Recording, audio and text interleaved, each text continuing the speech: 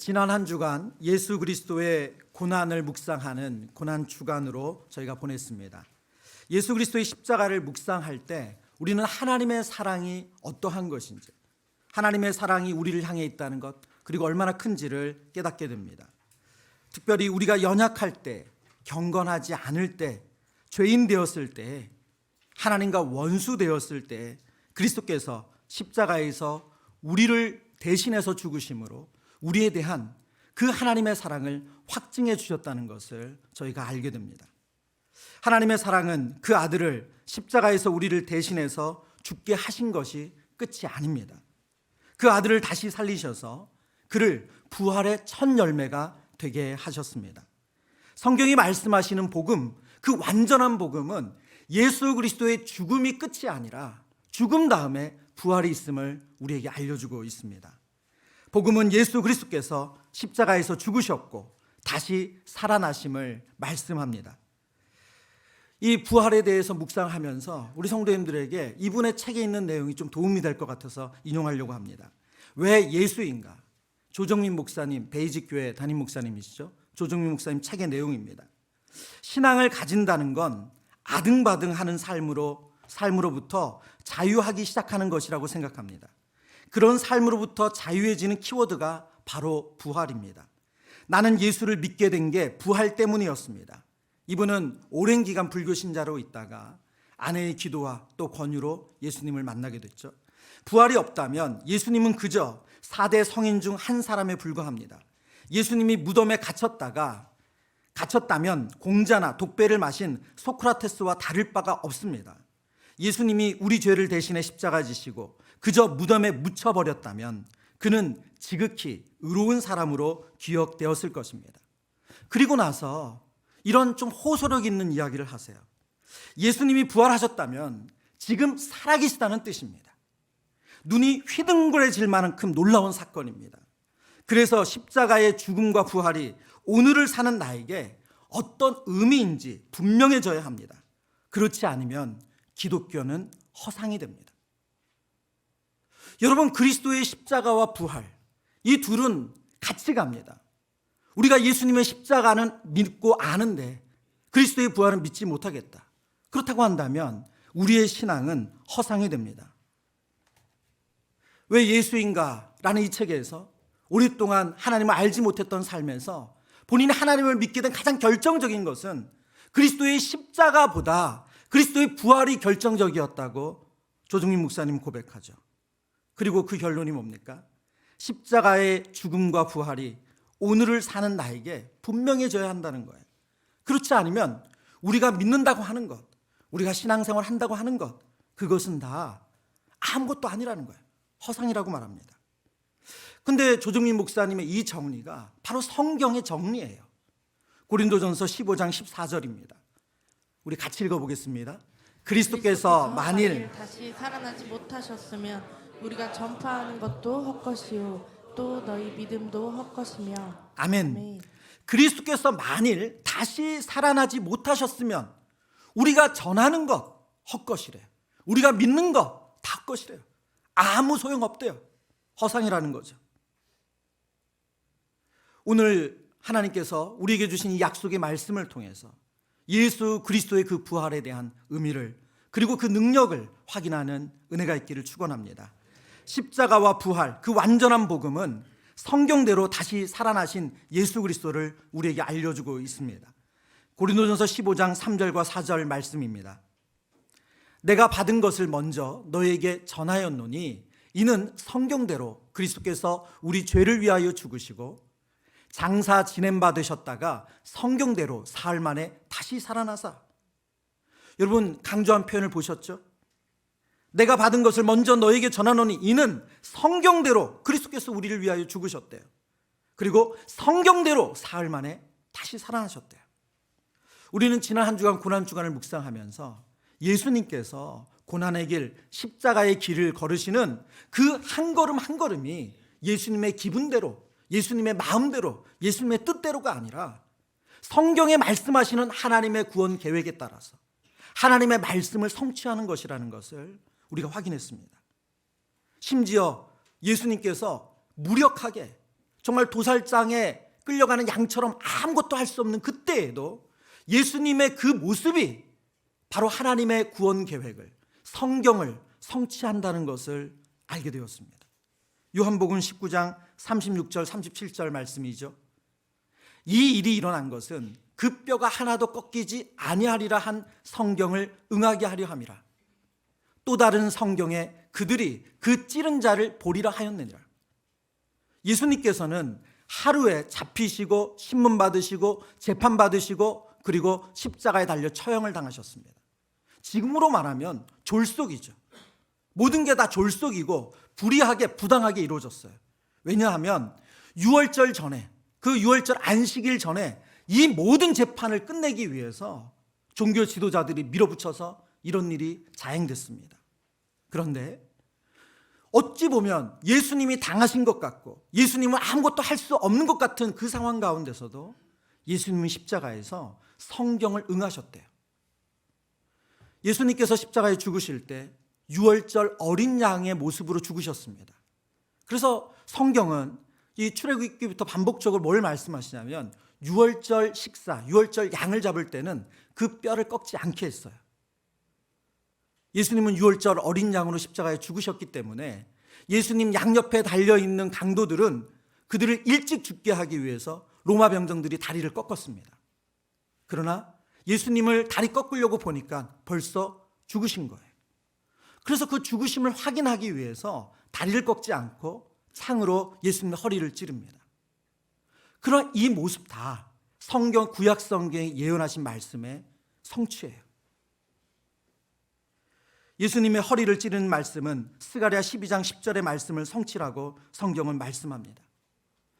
여러분, 예수님의 죽으심이 성경대로 이루어진 것처럼 예수님의 다시 사심도 성경대로 이루어졌다는 거예요.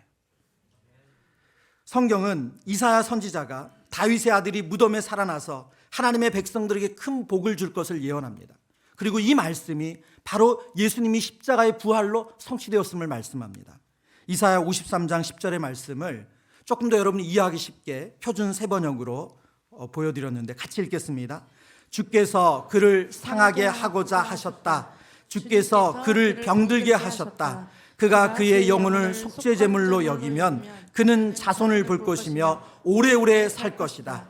주께서 세우신 뜻을 그가 이루어 드릴 것이다. 아멘. 바로 이 이사야 53장은 메시아의 예언이고 고난받는 종의 예언입니다. 이 고난받는 종, 메시아로 오신 그분이 그의 자손을 통해서 오래오래 살 것임을, 살아날 것을 예언해 주신 말씀입니다.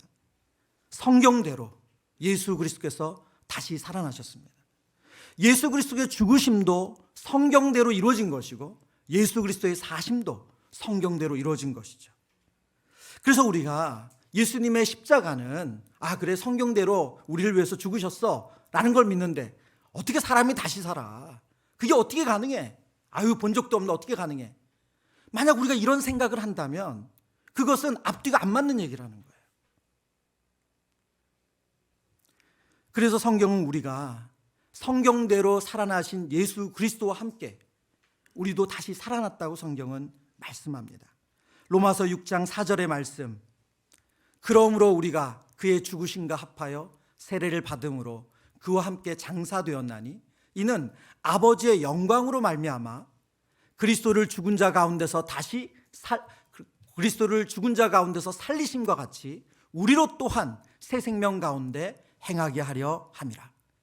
여러분 6장 4절의 뒷부분을 다시 볼까요? 그리스도를 죽은 자 가운데서 살리심과 같이 우리로 또한 새 생명 가운데 행하게 하신다 말씀합니다. 우리가 내가 그리스도와 함께 십자가에 못 박혀 죽었다라고 믿는다면 동일하게 우리는 그리스도와 함께 새 생명을 얻게 되었습니다. 저와 여러분에게 이 약속의 말씀이 믿음으로 받아들여지는 은혜가 있기를 간절히 바랍니다. 앞서 소개했던 왜 예수인가 이 조정민 목사님의 책에서 그분이 이 부활을 믿고 나서 자신의 삶에 어떠한 변화, 정말 어떠한 능력이 나타났는지, 어떻게 삶의 방향이 달라졌는지 아주 구체적인 간증을 하나 해요. 이렇게 설명합니다. 나는 고난 때문에 예수님을 찾은 게 아닙니다. 오히려 내 인생의 클라이맥스에서 예수님을 믿기로 결정했습니다. 당시 나는 IMBC의 CEO로서 다음 해 회사가 상장되면 스톡옵션이 생기는 등 인생의 또 다른 성공 가도를 달릴 수 있었습니다. 스카우트 제의도 여러 곳에서 받았습니다. 그러면서 여러 방송사, 신문사 혹은 국회의원 제의를 받았던 걸 설명하시더라고요. 근데 결정을 이뤘습니다. 하지만 나는 그 순간 신학교에 가기로 결정했습니다. 아내가 펄쩍 뛰었지요. 아내는 100번 양보해서 신학교 갈 생각이면 앞으로 먹고 살 돈이라도 챙기라고 했습니다. 예, 이분이 늘 남편이 회개하고 돌아오라고 기도하셨던 분이세요. 눈물로 기도하셨던 분. 예, 우리가 기도를 너무 세게 하면 이런 일이 이루어지는 것 같아요. 그때 내가 아내에게 물었습니다. 오늘 밤에 하나님이 나를 데려가면 어쩌겠어? 오늘 밤에 죽어버리면 그 많은 돈이 무슨 소용이란 말이야. 그리고 나서 이제 설명을 하세요. 오늘 당장 죽는다 해도 두려워할 일은 아닙니다. 오늘 하루만 육신의 생명을 허락했다 해도 불안해할 이유가 없습니다. 우리에게 영원한 인생이 선물로 주어졌으니까요.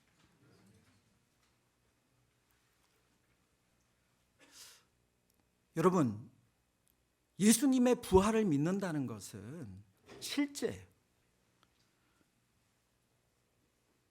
예수님의 죽으심 십자가를 묵상하면서 하나님 날 사랑하시지, 이것이 감상이 아닌 것처럼 예수님이 우리를 위하여 죽으셨고 다시 살아나심은 실제입니다.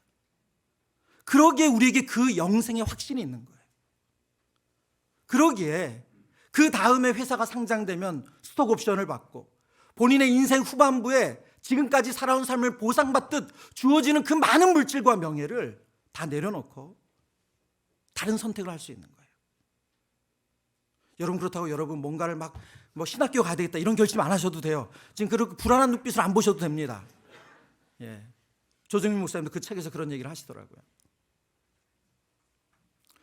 여러분, 그러나 우리가 예수 그리스도의 부활을 믿는다면, 예수 그리스도의 부활이 나의 부활이 된다면 그것으로 인해서 우리의 삶은 달라진다는 거예요. 전전긍긍이 아니라 주님 주시는 기쁨과 평안을 누리게 됩니다. 하나님이 주신 사명이 무엇인지를 묻고 그 사명에 헌신하는 삶을 살아가게 됩니다. 여러분, 꼭 신학교가 아니에요. 가정, 우리의 직장, 우리의 공동체 안에서도 하나님 주신 분명한 사명이 있습니다. 저에게 지난 한 주간이 아주 특별했습니다. 저도 신앙생활 한 지가 벌써 어린 시절부터 했으니까 아주 오랜 기간의 고난주간을 경험했는데요. 지난 한 주간은 정말 특별했어요. 물론 육체적으로는 힘든 시간이었습니다. 매일 2-3시간도 제대로 못 자고 말씀을 준비하는 것은 분명히 부담이 되고 육체적으로도 그렇게 아주 좋은 컨디션은 아니었어요. 그런데 참 신비한 경험을 했어요. 말씀을 매일매일 준비하고 말씀을 전하고 기도하는 가운데 하나님께서 정말 그 복음의 능력이 무엇인지를 맛보게 하셨어요. 이제 저희 교회로 보면 아직 만 2년이 안 됐죠. 이 부활절 기준으로 오늘이 사실 만 2년입니다. 예. 횟수로 3년 차가 들어갑니다. 제가 담임 목사 3년 차가 되는 이 시점에도 제 안에 어떤 마음이 있냐면 너무 이게 무겁다, 긴장된다, 그 마음이 있어요. 선배님들을 만나면 그런 얘기를 하거든요. 조 목사 좀 힘을 빼야 돼. 조 목사 좀 힘을 빼야 돼. 당신이 산다고 생각하지 말고 힘을 빼야 돼. 근데 여러분, 머리로는 알겠어요, 힘 빼는 거. 근데 몸이 안 되잖아요. 마음이 마음대로 안 되잖아요. 지난 한 주간 그리스도의 십자가를 묵상하고 말씀을 준비하고 기도를 하는데 정말 하나님께서 그 놀라운 신비를 경험케 하셨어요. 그렇게 애써서 힘을 빼야 된다고 하는데 그게 잘 안 되던 그런 모습이 제 안에서 그런 자유함으로, 평안함으로 다가오더라고요. 여러분, 그래서 지난주 설교가 좋아서가 아니라 여러분 한번 들어보세요. 우리 못 들으신 분은 좀 들어보세요. 왜냐하면 제가 은혜 받으면서 준비한 설교이기 때문에 특별 새벽 기도회를 못 참석하신 분들은 꼭 들어보셨으면 좋겠어요. 여러분, 우리가 예수 그리스도의 십자가와 부활을 믿는다는 것은 그것이 오늘의 나의 삶에 하나님의 능력으로 경험되어진다는 겁니다. 아무리 애써도 안 되던 것, 아무리 노력해도 안 되던 것이 하나님의 은혜 안에서 가능해진 경험을 한다는 거예요.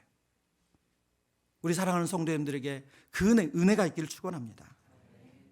요한일서 4장 18절에 성경은 우리에게 이렇게 말씀합니다. 같이 읽습니다. 사랑 안에 두려움이 없고 온전한 사랑이 두려움을 내쫓나니 두려움에는 형벌이 있음이라. 두려워하는 자는 사랑 안에서 온전히 이루지 못하였느니라. 아멘. 아멘. 여러분, 사랑 안에 두려움이 없고 온전한 사랑이 두려움을 내쫓는데요. 인간이 죄가 시작된 이후에 인간에게 찾아온 아주 중요한 그 병이 있는데 그것은 두려움이에요. 요즘은 뇌과학자들이 상당히 많은 것을 발표하고 연구하시잖아요.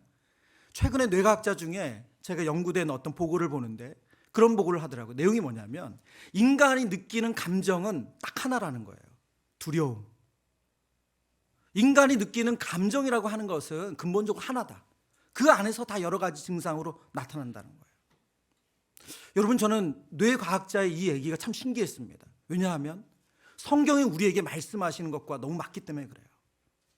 온전한 사랑은 두려움을 내쫓는데, 저와 여러분이 예수 그리스도의 십자가와 부활을 통해서 보여주신 그 하나님의 온전한 사랑을 만날 때 우리 안에 있는 두려움이 사라지는, 우리 안에 있는 두려움이 지배되는, 우리 안에 있는 두려움을 이기는 은혜가 있는 줄 믿습니다.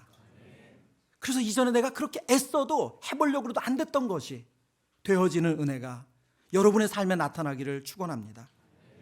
십자가와 부활은 다시 사신 예수님은 제자들에게 자신을 보여주셨습니다. 고린도전서 15장, 우리가 읽은 본문에 별칭이 있습니다. 바로 부활장이에요. 1절부터 마지막 절까지 아주 길게 58절까지 부활에 대해서 설명합니다. 고린도 교회 안에 왜 고린도 교회 성도들에게 바울은 이런 메시지를 전했는가? 12절, 우리가 읽지는 않았지만 12절에 보면 고린도 교회 안에 성도들이 이런 질문을 가지고 있었어요. 죽은 자 가운데 부활이 없다. 정말 예수님이 어떻게 부활한지 우리가 어떻게 믿냐? 왜냐하면 그들은 누군가 전해준 복음을 들은 거지 그들이 눈으로 예수님을 다시 사심을 못 봤기 때문에 그렇습니다. 그래서 그들 안에 예수님을 믿는다고 하고 신앙생활을 하지만 부활은 실제가 아니다.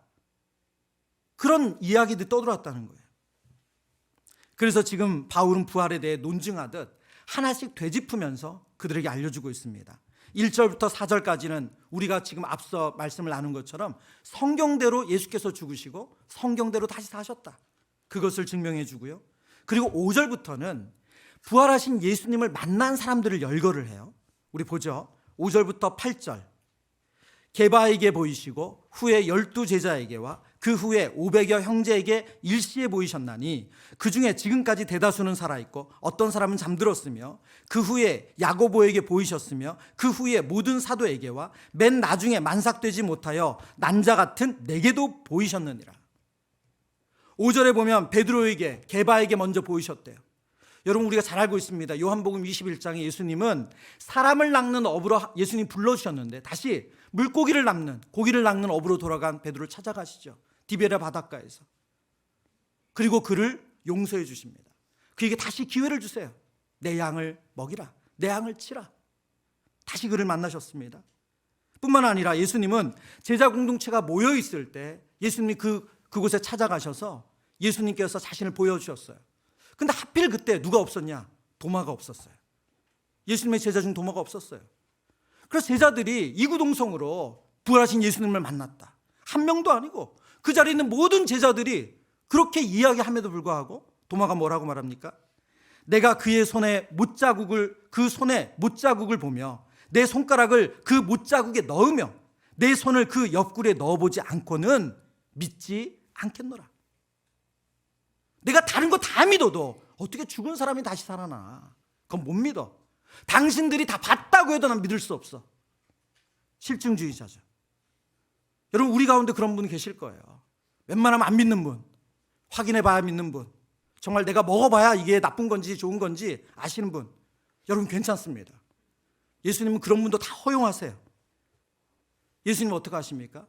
도마가 있을 때 다시 나타나세요. 그리고 말씀하시죠.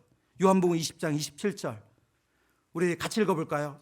도마에게 이르시되 내 손가락을 이리 내밀어 내 손을 보고 내 손을 내밀어 내 옆구리에 넣어보라. 그리하여 믿음 없는 자가 되지 말고 믿는 자가 되라. 아멘.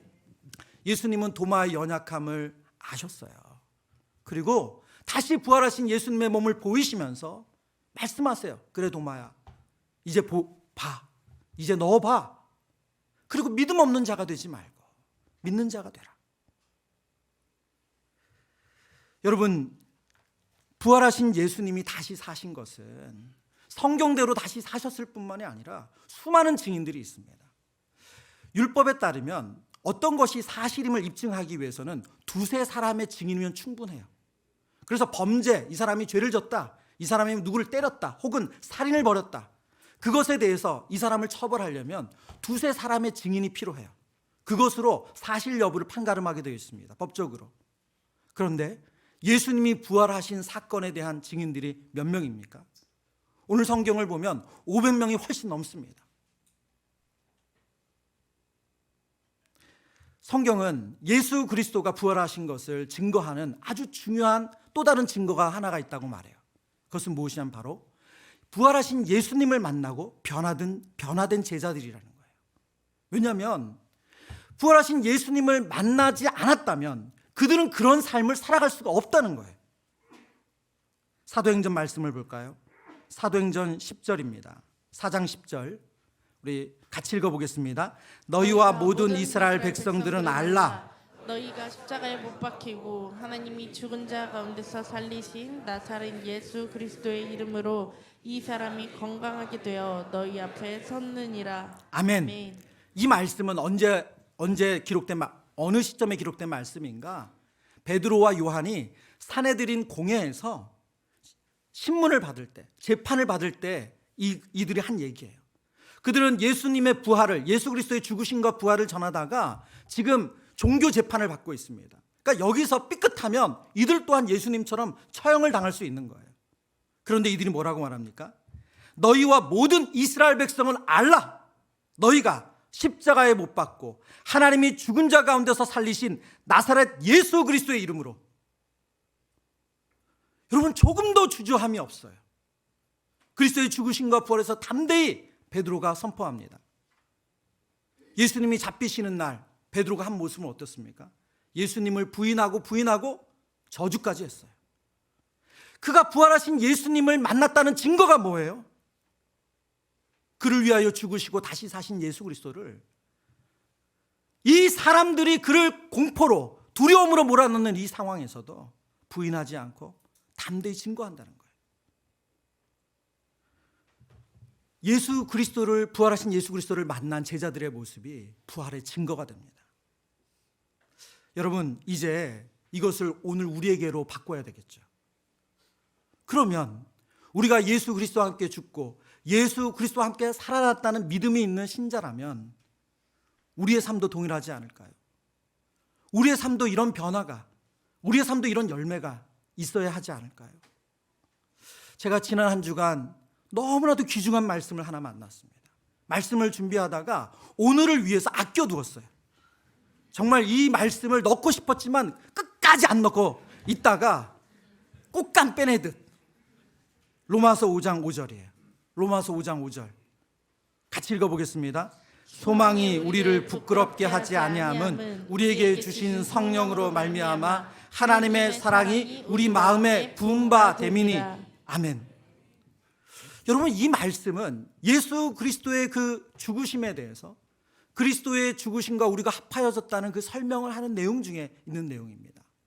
그런데 여러분, 우리가 그리스도의 죽으심이 나의 사건이 되고 그리스도의 부활이 나의 사건이 되는 이 놀라운 신비가 가능한 것, 이 가능한 이유가 여기 나와 있습니다. 보세요. 소망이 우리를 부끄럽게 하지 아니하면, 이게 무슨 말이냐면 좀 이 우리나라 번역이 좀 어렵죠. 예, 어려워요. 이게 무슨 말이냐면 하나님께 우리가 소망을 가지고 있는 것에 실망할 것이 없다는 거예요.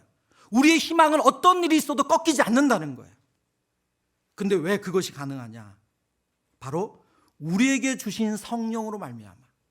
사도행전 2장에 보면 예수 믿는 모든 신자들에게 약속대로 성령을 주신다 약속하셨어요. 예수를 그리스도로 믿는 모든 신자들에게 하나님 약속대로 성령을 주십니다. 그런데 보세요. 성령으로 말미암아 무엇이 부어졌어요? 하나님의 사랑이 우리 마음에 부음받음이네. 성령으로 말미암아 하나님의 사랑이 우리 마음에 부어졌대요. 여러분, 이 하나님의 사랑이 우리 마음에 부어질 때 우리 안에 일어나는 변화가 있는데, 바로 예수께서 십자가에 죽으신 그 사건이 나의 사건으로 깨달아지고, 예수께서 나를 위하여 장사 지냈다 다시 사신 사건이 나의 사건이 되어지는 놀라운 신비가 일어납니다. 이건 내가 이성적으로 해보려고 해서 되는 게 아니에요. 내가 애써서 하려고 하는 게 아니에요. 성령으로 말미암아 하나님의 사랑이 우리 마음에 부어져서 일이 일어나는 거예요. 앞서 왜 예수인가라는 책의 저자인 조정민 목사님의 그 간증을 알려드렸잖아요. 그분이 무슨 잘못을 했다고 그런 선택을 합니까? 왜 그런 선택을 하는 거예요? 아내가 극구 반대하는데도 왜 그런 선택을 할 수 있습니까? 왜 성공 가도의 길을 포기하고? 너무 이상하잖아요. 왜 그런 선택을 할 수 있어요? 하나님의 사랑이 그 마음에 부음받음이네. 하나님의 사랑이 그 마음에 부어졌기 때문에 부활이 확실하고 예수 그리스도의 죽음이 실제적이고, 그렇기 때문에 믿음으로 하나님 원하시는 그 선택, 자신을 하나님께서 부르신 그 사명을 위한 선택을 할 수 있다는 거예요. 여러분, 신앙생활이 우리의 노력으로, 우리의 애씀으로 하면 물론 그렇게 1년, 2년 혹은 10년도 할 수 있어요. 그런데 그 열심, 그 의지가 떨어지면 그때부터는 고역이에요, 고역. 이런 신앙생활 고역이에요. 여러분, 일주일 동안 막 몸도 안 좋고 피곤한데 내가 집사인데 예배는 드려야지. 여러분, 그런 마음으로 예배를 드리신다면 얼마나 힘드시겠어요. 내가 뭔데 내가 해야지. 여러분, 그럼 얼마나 신앙생활이 버겁겠어요.